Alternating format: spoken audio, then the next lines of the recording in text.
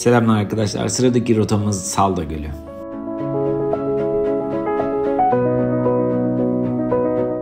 Salda Gölü, Türkiye'nin Burdur ilinde yer alan bir göldür. Yüz ölçümü 43,7 kilometre olan göl, deniz seviyesinden 1140 metre yüksekliktedir.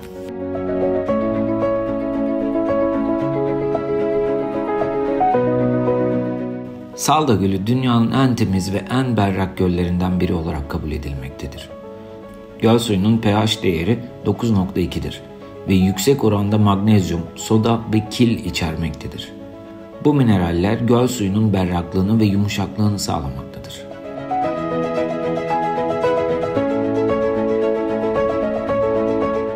Salda Gölü aynı zamanda Türkiye'nin en derin göllerinden biridir. Göl derinliği bazı yerlerde 184 metreye kadar ulaşmaktadır.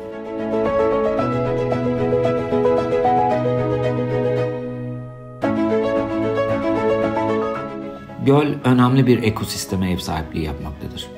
38 farklı su kuşu türü yaşamaktadır. Ayrıca yaban ördeği, yaban kazı ve karabatak gibi kuş türleri için önemli bir üreme alanıdır.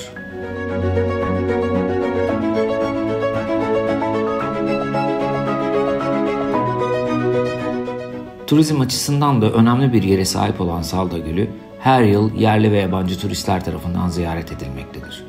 Gölde yüzme, güneşlenme, kampçılık ve doğa yürüyüşü gibi aktiviteler yapılmaktadır. 2020 yılında UNESCO Dünya Mirası geçici listesine alınmıştır.